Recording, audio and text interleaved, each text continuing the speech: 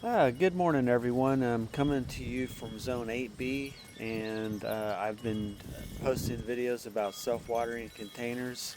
But I wanted to really kind of show you how everything has been looking.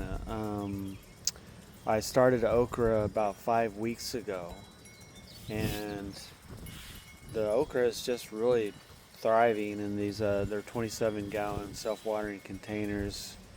I'd say about to get the container started with the soil and everything.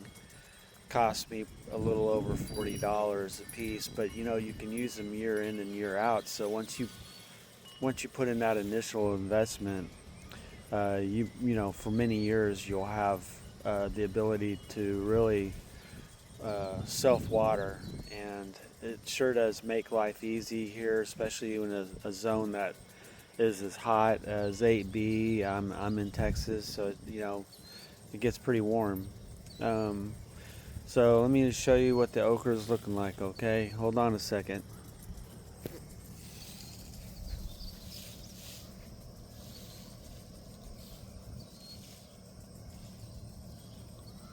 See that? And I'm going to zoom in a little bit, show you a little bit up close of what these containers are doing. And now you might see some of the white. That's just clay. Okay.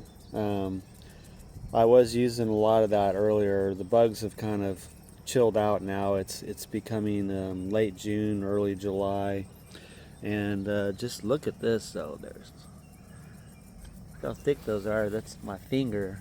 I mean, these things have just taken off. I mean, they were just probably 4 or 5 inches about 4 or 5 weeks ago, and I even have an okra going now.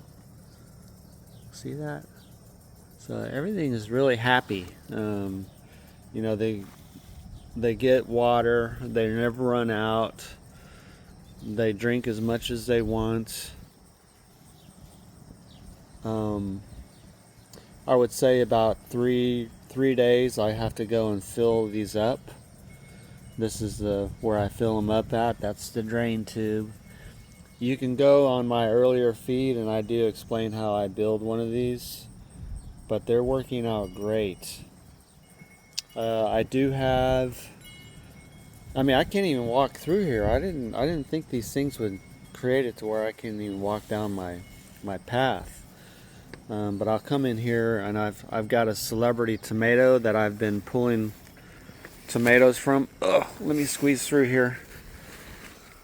This is basil. This basil actually is a complementary plant, but it really just I had to take half of it down. It's just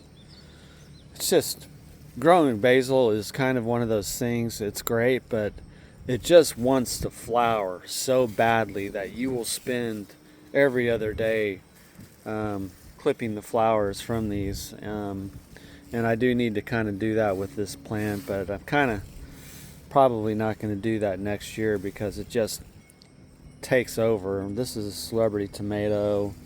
Uh, you know, I've been pulling tomatoes from this, by the way, a lot of them, and it's done really well. It's in the self-watering container.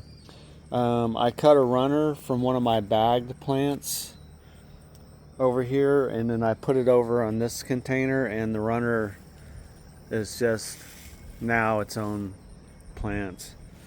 And again, it's in the self-watering system. Um, this is actually, I'm looking forward to seeing the size of the yield on these, because if you look, here's what a bagged tomato plant here in Texas will look like after, I would say this has been going on for about 80 to 90 days. The plants just, you know, you have to water these things sometimes twice a day. And, I'm getting tomatoes and they're tasty. They're good tomatoes, but the plants just really start looking thrashed after a while, even if you maintain the water and everything. And You know, this is the other bag tomato plant, and I've gotten tons of little cherry tomatoes off of these. But I really am anxious to see how well this tomatoes does, because these are about the size of the fruits that I'm getting off of this tomato plant. And I cut the runner from this, so I want to see what the size of the fruits are from this self-watering container. This is the same plant took the runner off of, so I'm kind of anxious to see how this one does. Other than that, just wanted to give y'all a little video, but I'm really excited about the okra. It's just lush, you know. It's the okras like heat. They thrive in it. So, God, I mean, it's just they just are taking over this whole little space. If you can, I'm going to kind of zoom out here. But look at those big okras.